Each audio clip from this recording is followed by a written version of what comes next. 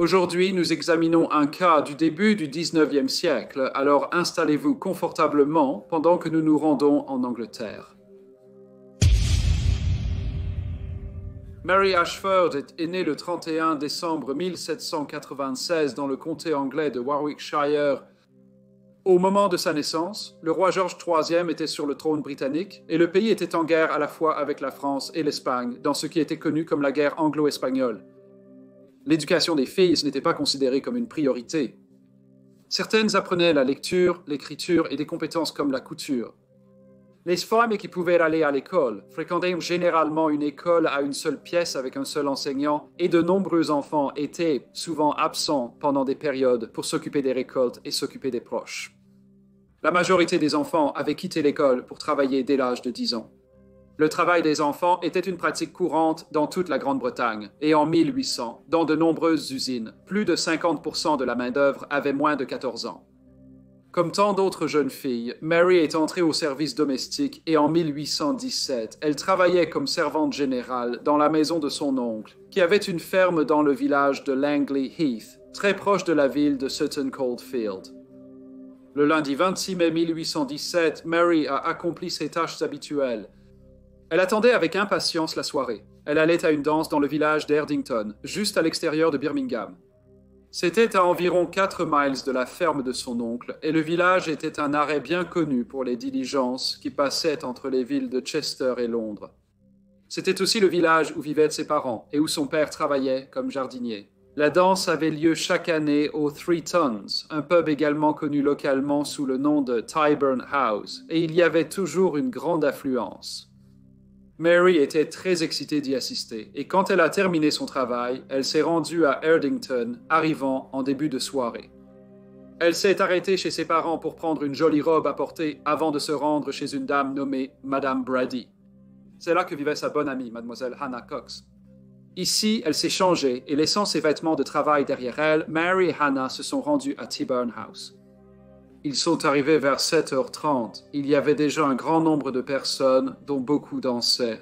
La danse la plus à la mode était une quadrille, une danse que Mary et Hannah avaient pratiquée. Les pas avaient été publiés dans de nombreux journaux de danse qui étaient très populaires pendant la période de la Régence. Parmi les participants se trouvait un jeune gentleman nommé M. Abraham Thornton. Il avait 24 ans et était décrit comme un jeune homme fort. Il était le fils d'un constructeur de Castle Bromwich, un village très proche de Birmingham. M. Thornton semblait être assez épris de Mary. Il passait beaucoup de temps à lui parler et elle semblait être très heureuse en sa compagnie. L'amie de Mary, Hannah, a attiré l'attention d'un autre jeune homme nommé Benjamin Carter. On les a vus discuter ensemble toute la soirée. Vers 11h, Hannah était prête à partir. Elle devait travailler le matin et ne voulait pas arriver trop tard chez Madame Brady. Elle a dit à Mary qu'il était temps qu'elle commence à rentrer. M. Abraham Thornton a décidé qu'il accompagnerait les jeunes dames. Il marchait aux côtés de Mary, tandis que Hannah était laissée seule quelques pas derrière. Cependant, peu de temps après, Mary a décidé de ne pas retourner à Erdington. Elle a dit à Hannah qu'elle irait plutôt chez son grand-père, car cela signifierait un trajet plus court pour elle pour aller travailler. Le lendemain, c'était correct. Mais Mary avait laissé ses vêtements de travail chez Madame Brady. Miss Cox est rentrée chez elle pendant que Mary continuait à parler avec M. Thornton. Mary n'est pas allée chez son grand-père, mais vers 2h45 du matin, M. Thornton a été vu par un ouvrier en train de parler à une jeune dame. L'ouvrier l'a salué, mais a remarqué que la jeune dame ne levait jamais les yeux et semblait essayer de couvrir son visage avec son bonnet. Un peu plus d'une heure plus tard, à 4h du matin, Miss Cox a été réveillée par Mary. Mary lui a dit qu'elle avait besoin de ses vêtements de travail, qu'elle devait être de retour chez son oncle avant qu'il ne se lève pour aller au marché. Elle s'est rapidement changée, a dit au revoir à Hannah et est partie. Elle a été vue par un jeune homme nommé M. Broadhurst qui se souvenait d'elle de la danse à Tyburn House. Elle était seule et marchait assez vite. À 6h, un homme nommé M. George Jackson, qui travaillait comme ouvrier, se rendait au travail lorsqu'il a remarqué une chaussure de femme et un bonnet près d'une fosse remplie d'eau. En examinant la chaussure, il a remarqué des traces de sang. En regardant autour de lui, il s'est rendu compte qu'il y avait une traînée de sang menant à la fosse jusqu'à un buisson proche. M. Jackson s'est vite rendu à la chaumière la plus proche. Il a frappé à la porte et William Lavelle lui a ouvert. George Jackson a expliqué ce qu'il avait trouvé et les deux hommes sont retournés à la fosse. Ils ont été rapidement rejoints par d'autres hommes qui étaient en route pour le travail. Ils ont soigneusement fouillé la fosse et, à leur horreur, sont tombés sur le corps d'une jeune dame. Elle a été identifiée comme étant Mademoiselle Mary Ashford. Certains des hommes se souvenaient d'elle de la danse de la veille au soir. Le champ voisin avait été récemment hercé et deux ouvriers d'une usine locale ont trouvé des empreintes menant du champ aux fosses de leur taille. Ils ont supposé que c'étaient les empreintes d'un couple marchant ensemble. Cependant, il n'y avait qu'une seule série d'empreintes revenant des fosses, et c'étaient les empreintes de l'homme. Ils se dirigeaient vers Castle Bromwich. À l'époque, la Grande-Bretagne n'avait pas de police formelle.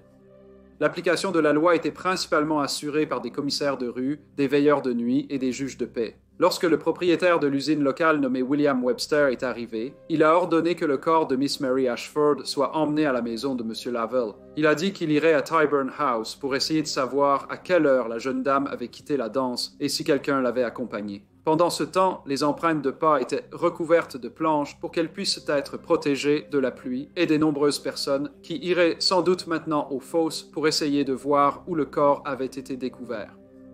Le propriétaire de Tyburn House était un monsieur nommé Monsieur Daniel Clark. Il se souvenait que Mary avait passé une grande partie de la soirée en compagnie d'un jeune homme nommé Monsieur Abraham Thornton, qui venait de Castle Bromwich. Monsieur Clark a proposé d'aller essayer de le trouver. Il n'a pas fallu longtemps à M. Clark pour découvrir où se trouvait M. Thornton. Il lui a dit qu'un terrible événement s'était produit et que Mary Ashford était morte. M. Thornton a répondu qu'il l'avait laissée vers 4 heures du matin lorsqu'elle était retournée à la maison de Mme Brady pour récupérer ses vêtements de travail. Il a accepté d'accompagner M. Clark à la maison Tyburn. Il a été accueilli par l'assistant constable local, un gentleman nommé M. Thomas Dales. Le constable Dales a passé un certain temps à interroger le jeune homme. Il l'a ensuite arrêté.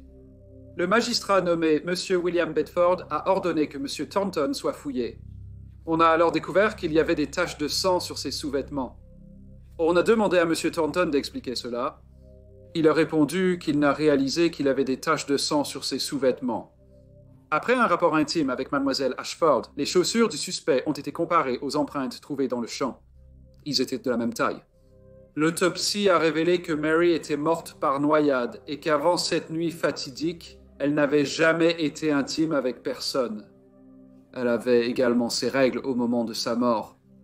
Quelques jours plus tard, le 30 mai, une enquête a été ouverte. Elle était présidée par le gardien de la ville de Sutton Coldfield, qui était également le magistrat local, un gentleman nommé M. Francis Hackett. M. Thornton avait été vu quittant la danse avec Mary, et un témoin a affirmé que lorsque Miss Ashford est entrée dans la maison Tyburn, M. Thornton s'est tourné vers lui et a dit « J'ai été intime avec sa sœur 3 fois, et je serai aussi intime avec Mary Ashford, ou mourir pour ça. » M. Thornton a nié avoir jamais dit cela. L'enquête a rendu un verdict de meurtre volontaire et M. Abraham Thornton serait jugé. Le 1er juin, Mary a été enterrée à l'église de la Trinité à Sutton Coldfield. Les habitants locaux croyaient qu'Abraham Thornton avait commis ce crime. Le plus horrible des pamphlets ont été imprimés qui décrivaient les événements des 26 et 27 mai. Tous ces derniers impliquaient que M. Thornton était effectivement coupable. L'avocat de la défense s'est plaint au juge Sir George Soley Holroyd que ces pamphlets. Tout jury irait au procès avec un parti pris contre ses clients. Néanmoins, le 8 août 1817, le procès a commencé à la salle du comté dans la ville de Warwick. De grandes foules s'étaient rassemblées à l'extérieur dans l'espoir de pouvoir obtenir une place dans la salle d'audience et assister au débat. Cependant, seule une poignée a réussi à entrer. Le reste a patiemment attendu dehors pendant que ceux à l'intérieur de la salle d'audience leur transmettaient les nouvelles du procès. En raison de la nature délicate du procès et des preuves qui étaient présentées, les femmes étaient interdites lors des débats. L'accusation a déclaré au tribunal que l'accusé, M. Abraham Thornton, avait tenté de séduire Mlle Ashford et, comme elle repoussait ses avances, il l'a attaquée. Ils ont dit qu'ils croyaient que, connaissant le chemin qu'elle prendrait en marchant de Erdington à la maison de son oncle, il l'attendait derrière un buisson. Il l'a ensuite ravie et l'a jetée dans la fosse où elle s'est noyée. Le problème avec cette théorie était qu'il n'y avait aucun signe que Mary avait résisté. Cependant, l'accusation a ajouté que, comme l'autopsie avait révélé que Miss Ashford n'avait pas mangé au cours des 24 heures précédentes, il était très probable qu'elle se sentait assez faible et avait évanoui. L'accusation a produit un certain nombre de témoins. Hannah Cox a raconté comment M. Thornton avait poursuivi Miss Ashford pendant la majeure partie de la soirée et avait insisté pour l'accompagner lorsqu'elle a quitté la danse. William Lavelle et Joseph Bird ont raconté au tribunal comment ils avaient réussi à faire correspondre les chaussures de M. Thornton aux empreintes de pas trouvées dans le champ et près des fosses. Cependant, lorsqu'ils ont été contre-interrogés par l'avocat de la défense de M. Thornton, un gentleman nommé M. William Reader, ils ont tous deux convenu que lorsqu'ils ont pu à nouveau regarder les empreintes, il avait plu, ce qui avait rendu la tâche de correspondance exacte des empreintes difficiles, malgré le fait qu'ils avaient fait de leur mieux pour les couvrir. Le gendarme local, M. Thomas Dales, a informé le tribunal que l'accusé lui avait dit qu'il avait été intime avec Mlle Ashford. Il a ajouté que lorsque M. Thornton a été fouillé, ses sous-vêtements tachés de sang ont été découverts. Curieusement, le gendarme local Dales n'avait pris aucune note lors de l'interrogatoire de M. Thornton et ne se rappelait que très peu de ses déclarations au tribunal. Le médecin qui a pratiqué l'autopsie s'appelait Dr. Freer. Il a dit au tribunal qu'il n'y avait aucun signe de violence sur le corps du défunt. La défense a appelé un total de 11 témoins. Un monsieur nommé M. William Jennings travaillait comme laitier. Dans son témoignage, il a déclaré qu'à 4h30 du matin, le mardi 27 mai, il collectait du lait à la ferme de M. Joe Holden. Il a levé les yeux et a vu M. Thornton passer devant l'entrée de la ferme. Il s'en souvient bien car il voyait rarement des gens à cette heure-là. La défense a exposé au tribunal que la ferme se trouvait à environ 2,5 miles du puits où le corps de Mlle Ashford a été retrouvé. 20 minutes plus tard, à 4h50, l'accusé a été vu à nouveau, cette fois par un garde-chasse nommé John Hayden, près de sa maison à Castle Bromwich. M. Hayden a affirmé qu'il a parlé à M. Thornton pendant un moment avant de continuer son chemin vers sa maison. L'avocat de M. Thornton, M. William Reader, a insisté sur le fait que, si son client avait commis le crime, il aurait dû appréhender Mlle Ashford, l'agresser et la tuer, puis parcourir 3 miles en seulement 11 minutes. Entre eux, les témoins ont témoigné pendant un total de 10 heures. Avant que le juge ne résume l'affaire, il a dit au jury que la question de savoir si l'accusé était intime avec Mlle Ashford n'était pas pertinente. Le jury doit décider s'il a assassiné la jeune dame. Il a réitéré que M. Thornton n'avait pas nié qu'il avait été avec Mlle Ashford jusqu'à 4 heures du matin le mardi 27 mai. Il a ensuite dit qu'il n'aurait pas été possible pour M. Thornton de commettre le crime s'il avait été vu en train de passer devant la ferme Holden à 4h30 et était à Castle Bromwich 20 minutes plus tard. Il a ajouté que l'accusé ne ressemblait pas à un homme qui courait n'importe où. Il a conclu en rappelant aux tribunaux qu'il valait mieux qu'un meurtrier soit libéré, mais qu'un homme innocent soit condamné. Suite aux paroles du juge, le jury n'a pas quitté la boîte des jurés. Ils se sont brièvement parlé et après seulement 6 minutes, ont déclaré l'accusé, M. Abraham Thornton, non coupable. Le jury a ensuite été réinvesti pour examiner l'accusation d'agression sexuelle. Cependant, l'accusation n'avait aucune preuve à présenter au tribunal. M. Thornton a donc une fois de plus été reconnu non coupable. Le juge lui a dit qu'il était libre de partir. Le verdict n'a pas été très applaudi dans le comté de Warwickshire. La plupart des gens croyaient que M. Thornton était coupable et ont été déçus lorsqu'il a été acquitté. Les gens ont écrit des lettres aux journaux pour exprimer leur mécontentement, dont beaucoup ont été publiés. Un avocat de Birmingham nommé M. William Bedford était tellement indigné par le verdict qu'il a fait campagne pour lever des fonds. Afin que William, le frère de Mary Ashford, puisse invoquer l'ancien processus juridique d'appel du meurtre. Ce processus était généralement considéré comme obsolète, mais n'avait jamais été abrogé par le Parlement et remontait à plusieurs siècles. Cela signifiait qu'une personne acquittée d'un meurtre pouvait être à nouveau jugée pour le même délit.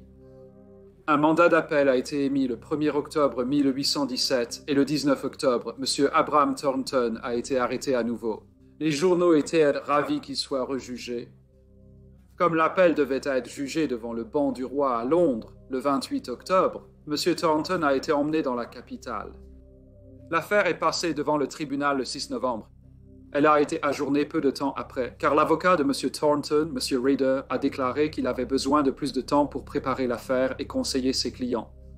L'affaire a été entendue à nouveau le lundi 17 novembre. Elle avait suscité tellement d'intérêt que les rues entourant la salle de Westminster étaient bondées. Tout le monde semblait vouloir savoir ce qui se passait à l'intérieur de la salle d'audience. Interrogé sur sa position, M. Thornton a plaidé non coupable et « Je suis prêt à le défendre avec mon corps ». Il a ensuite sorti une paire de gantelets en cuir, dont l'un qu'il a jeté par terre, devant M. William Ashford pour qu'il le ramasse, et accepte ainsi le défi. La cour était choquée, et un silence étrange s'est installé quelques secondes. Le jugement par combat était une autre très ancienne loi qui n'avait pas été utilisée en Angleterre depuis le milieu du XVe siècle. Lord Ellenborough, qui présidait l'affaire, a ensuite annoncé qu'il permettrait effectivement à M. Thornton de défendre son verdict de non-culpabilité par un jugement par combat afin qu'il puisse prouver son innocence. Si M. Ashford acceptait le défi et gagnait, Abraham Thornton serait exécuté. Mais s'il n'acceptait pas le défi, ou perdait ensuite la bataille, M. Thornton serait déclaré non coupable. M. Thornton était un grand jeune homme fort, qui avait été décrit dans certains journaux comme corpulent, tandis que William Ashford était un gentleman beaucoup plus petit. L'avocat de M. Ashford a affirmé que M. Thornton ne devrait pas pouvoir lier le meurtre de Mlle Ashford à la tentative de meurtre de son frère. Cependant, Lord Ellenborough a répondu « C'est la loi de l'Angleterre. Nous ne devons pas l'appeler meurtre ». Le procès a été ajourné et au cours des mois suivants, l'accusation et la défense ont débattu de la légalité du jugement par combat. En 1817, cette méthode de décider si l'accusé était innocent ou coupable semblait plutôt archaïque, mais il en était de même pour l'appel de meurtre vieux de plusieurs siècles. L'avocat de M. Thornton, M. Reader, a également souligné qu'il y avait eu tellement de mauvaise publicité écrite sur ses clients qu'il ne recevrait probablement pas un procès équitable devant un jury. M. William Ashford n'a pas accepté le défi de M. Abraham Thornton, ce qui signifie que M. Thornton a finalement été libéré. Il était à présent assez connu dans le pays, et comme la plupart des gens le croyaient coupable, il avait du mal à trouver du travail. Il a finalement émigré aux États-Unis, où il a travaillé comme maçon, il s'est marié et a eu des enfants. On croit qu'il est mort à Baltimore en 1860. En juin 1819, un projet de loi a été introduit qui a aboli les appels privés suite à des acquittements. Le projet de loi a aussi supprimé le droit au procès par combat. Personne d'autre n'a jamais été accusé du meurtre de Mary Ashford. Au fil des années, l'affaire Mary Ashford a été quelque peu oubliée, mais exactement 157 ans plus tard, les habitants d'Erdington ont été très vivement rappelés à elle lorsqu'ils se sont réveillés le 27 mai 1974 avec la nouvelle d'un meurtre profondément similaire. Ce cas miroir peut maintenant être vu sur la brillante chaîne Briefcase. J'ai laissé un lien dans la description ci-dessous. Bonjour à tous et merci beaucoup d'écouter. Comme vous le savez, j'apprécie vraiment tous vos commentaires et retours. Alors n'hésitez pas à en laisser si vous en avez. Si vous souhaitez entendre parler du cas qui s'est produit en 1974, qui est très similaire au cas de Mary Ashford, veuillez suivre le lien ci-dessous et j'espère vous revoir tous dans le prochain Briefcase.